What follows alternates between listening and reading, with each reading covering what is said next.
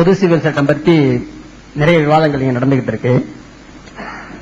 என்ன இங்க ஒரு கருத்து ஏற்பட்டு இருக்குன்னா, பொது சிவில் சட்டம் என்ன ஏதோ இந்துக்கள் சட்டம் ஏதோ நியாயமான சட்டங்களா இருக்கு, இஸ்லாமிய சட்டங்கள் ரொம்ப மோசமான சட்டமா இருக்கு, அதனால இஸ்லாமியர்கள் நிறைய விட்டு கொடுத்து பொது சிவில் சட்டத்துக்கு வரணுங்கிற ஒரு கருத்தை இங்க மீண்டும் மீண்டும் பதிவு பண்ணப்படுறதா நான் பாக்கிறேன்.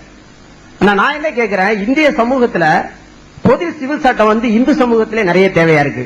அதை பத்தி இந்து அறிஞர்கள் இப்ப பேசினாங்க. இந்து சமூகத்துல சட்டங்கள்ல நிறைய மாற்றங்கள் வந்துகிட்டே இருக்கு, மனநிலைகள் மாறிக்கிட்டு இருக்கு அப்படிங்கறதெல்லாம் கருத்தா சொன்னாங்க. எங்கே இந்து சமூகத்துல எந்த அறிஞர் மத்தியில மனநிலை மாற்றங்கள் எங்கே ஏற்பட்டிருக்கு? தினமும் ஒரு தலித் இந்து சமூகத்துல கொல்லப்படுறான், தினமும் தலித் பெண்கள் இந்து சமூகத்துல கற்பழிக்கப்படுறாங்க. நாளொரு செய்தியும் பொழுதொரு ஒன்னமாக அது வந்துகிட்டே இருக்கு.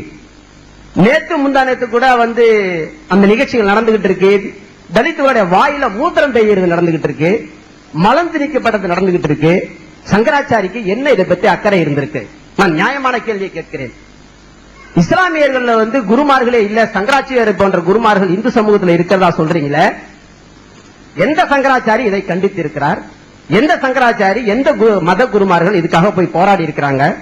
இந்து சமூகத்தினுடைய ஒவ்வொரு தெருக்கள்லயும் ஒரு தீண்டாமை சேரி இன்னைய வரைக்கும் உயிரோட இருக்க.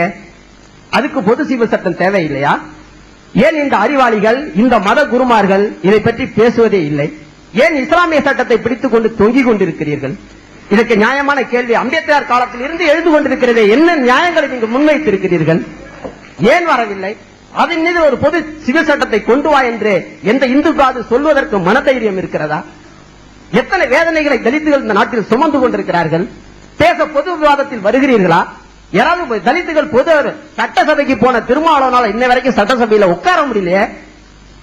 ஏன் இந்த நிலைமை அந்த நாட்டில் இருக்கு? எந்த இந்துக்கு இதை பற்றி துடிக்கிறது?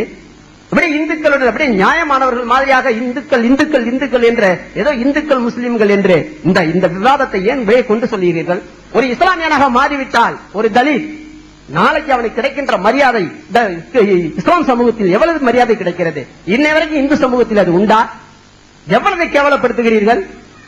இதை பற்றி பேசுவதற்கு இந்து என்று சொல்லுகின்ற எந்த அறிஞருக்கோ மத குருமாருக்கோ நியாயமான மனசாட்சி கிடையவே கிடையாது என்று கூறி இஸ்லாமின் சட்டங்களை நாம் மதிக்க வேண்டும்.